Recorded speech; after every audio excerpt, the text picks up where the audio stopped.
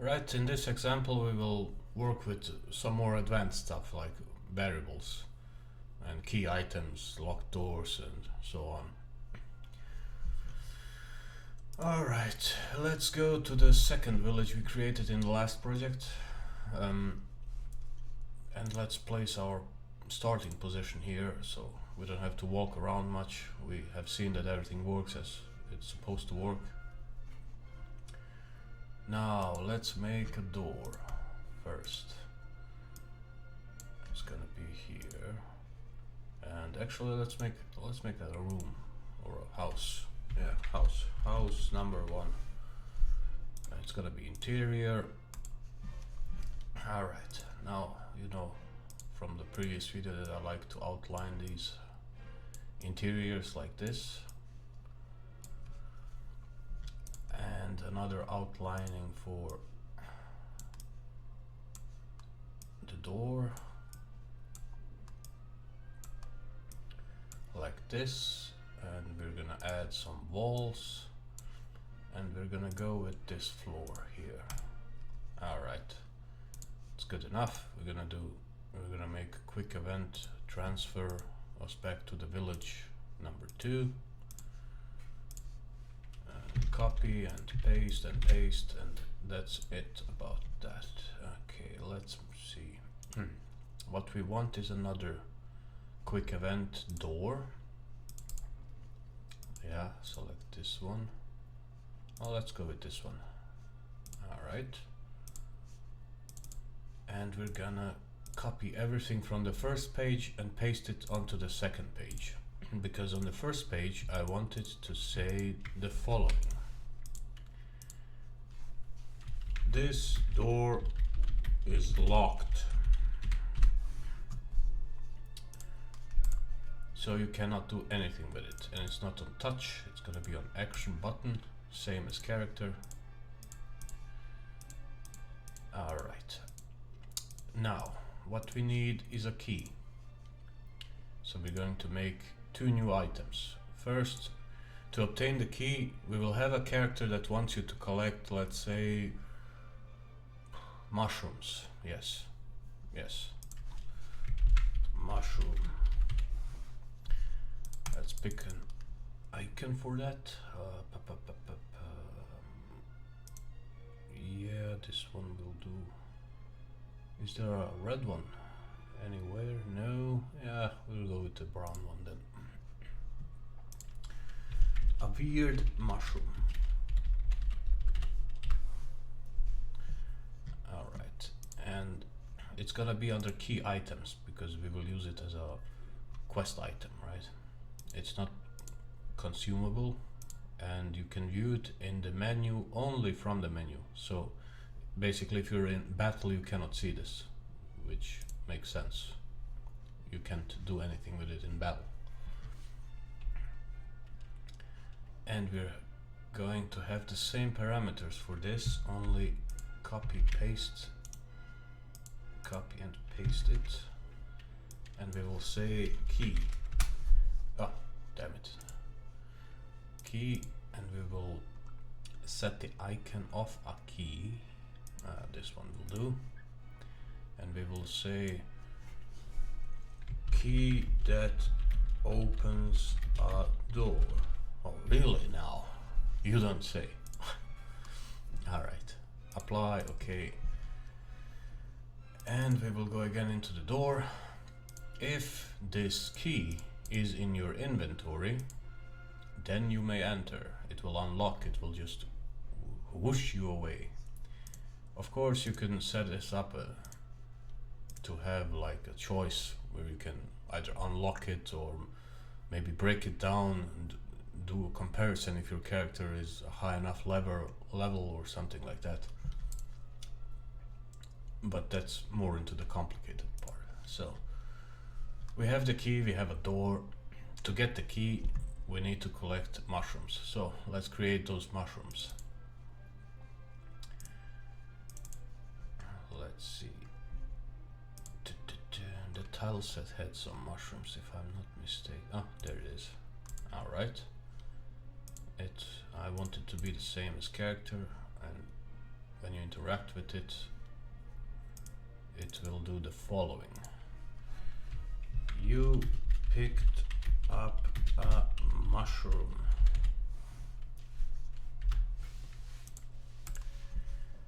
And when it does that, I want it to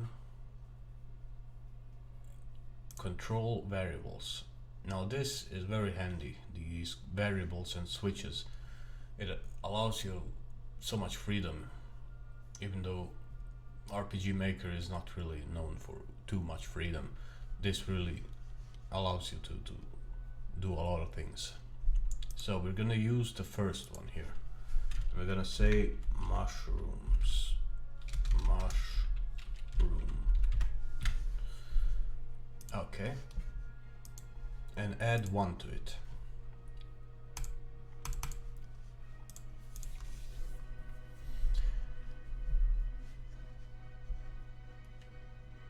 And also we will change item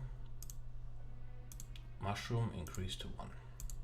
And we will do another thing, self-control switch A turn on. And this will do the following. It will turn this page on.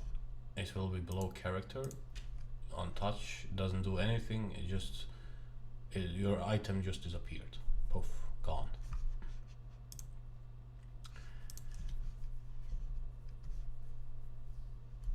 Now this could have been done in a different way too.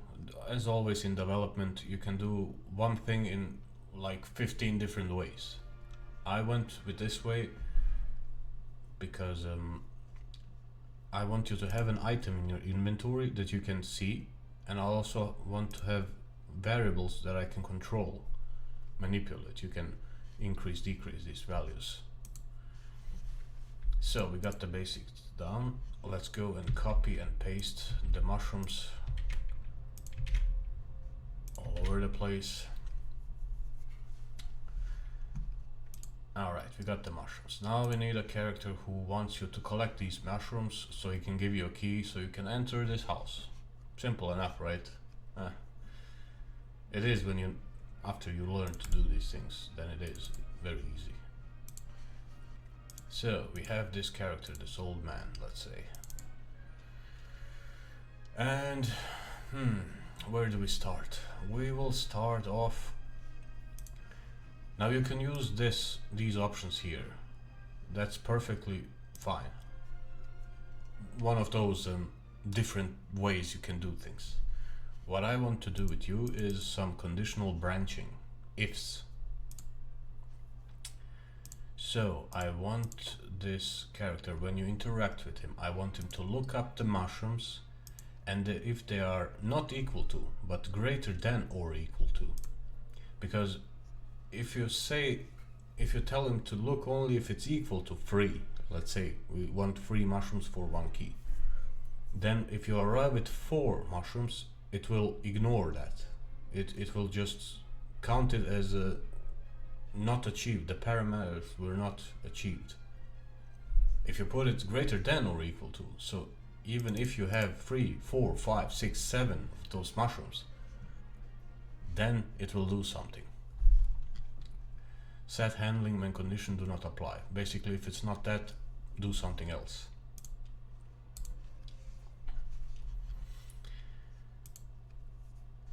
Alright, now if you don't have the 3 mushrooms, then he will say the following. Let's see. Okay. Boy, bring me 3 mushrooms and I will give you a key. Now the text is probably too large for RPG Maker to make it on the screen, so we will cut that approximately in half. Alright. If you, however, do have the 3 mushrooms, then he will say something else. He will say, good job. Here is the key. Get lost.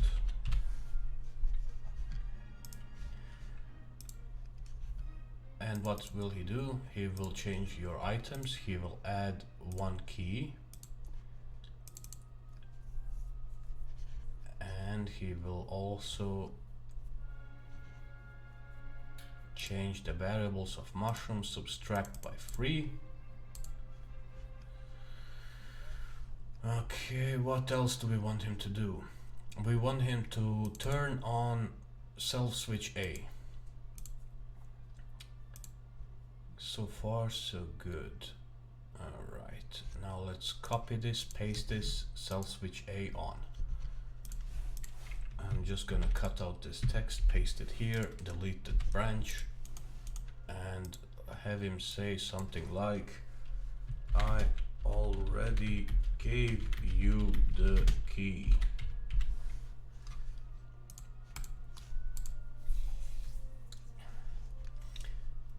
Now, what we want him to do is not to repeat the same text every time we talk to him again.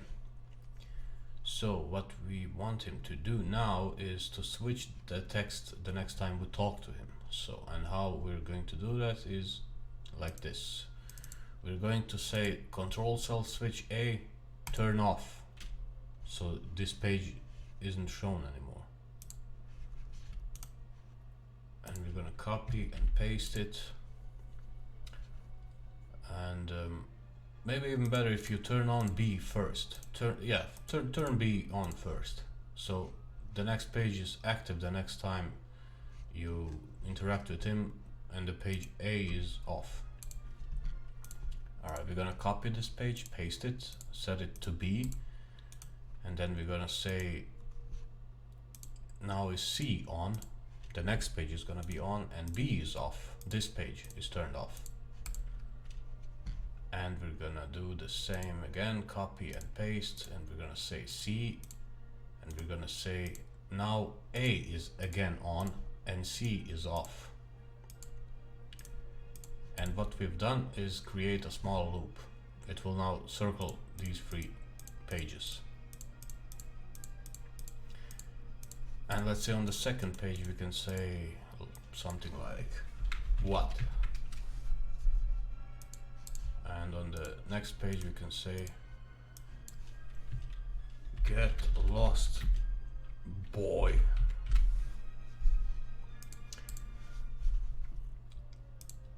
And that's about it. Of course you can expand upon this in numerous ways. I'm sure you already have your own ideas on how to expand this. Maybe add on the else branch like another conditioning. If it's equal to 2, then boy bring me 1 more mushroom, etc, etc. Okay, we got that one. I'm gonna name this event old dude. And why did I name him old dude is because we want to do with him, we want something for him to do when we, let's say, interact with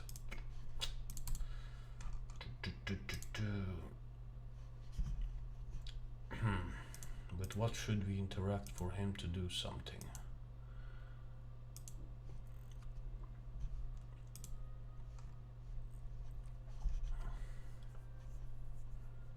Let's say this. Alright. Same as character.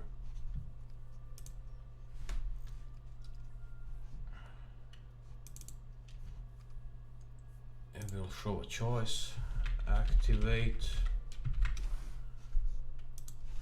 and leave. Preferred choice is leave. If activate, then we will do a self switch A turn on. And we will do the following. Let's see. Tint, flash, shake screen. Yes, we will make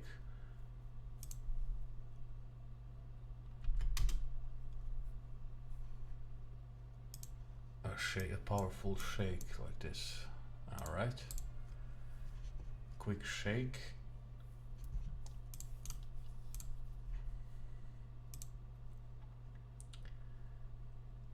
and we will change the route of the old man, old dude.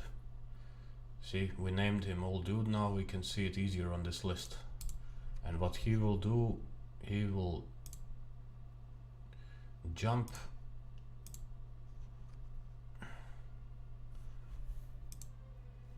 and the direction fix on, he will jump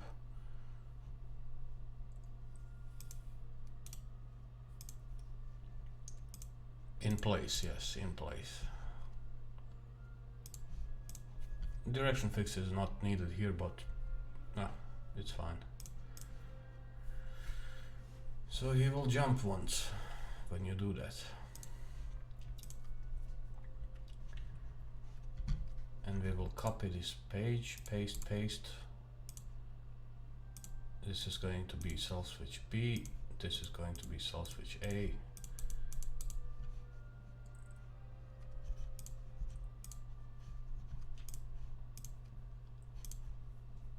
We're going to say stepping animation, directional fix.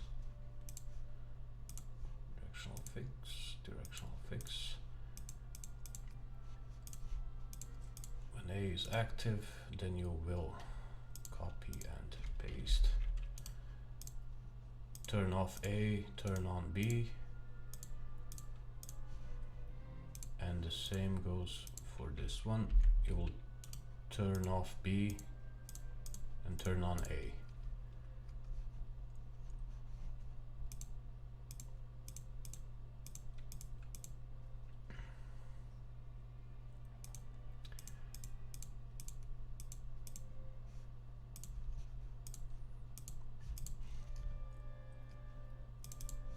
Alright, that should be it.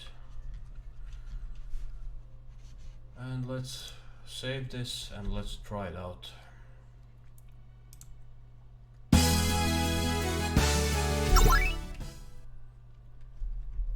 Alright, let's see first the door.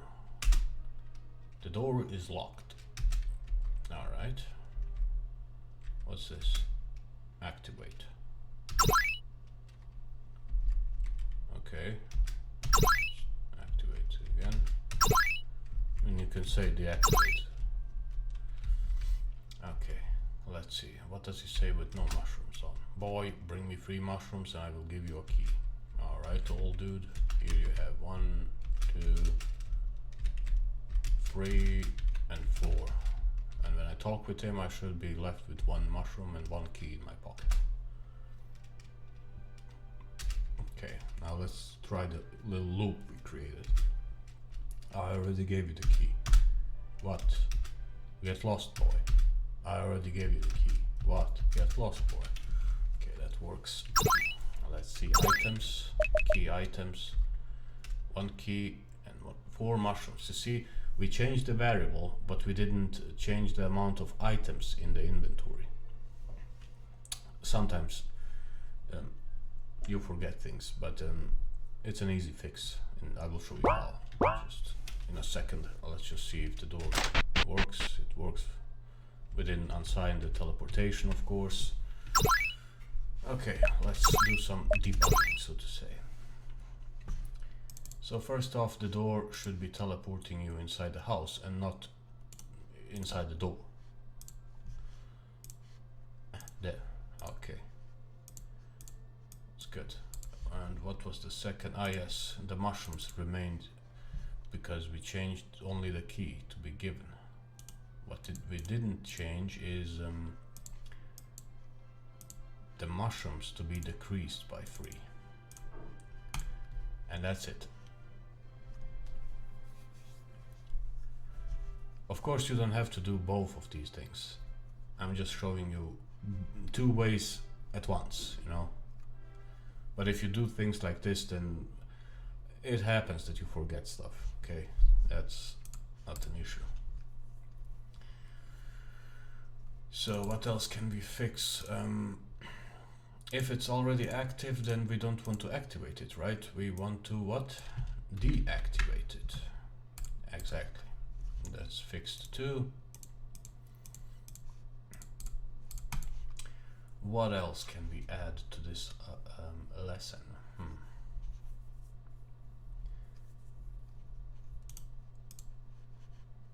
Let's see.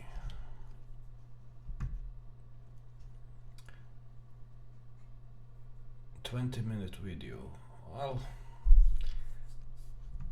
I guess that should be good for variables for now. Yeah, let's leave it at this. I'm gonna save and upload this version of the project. And we will continue with other stuff next time. Alright, goodbye.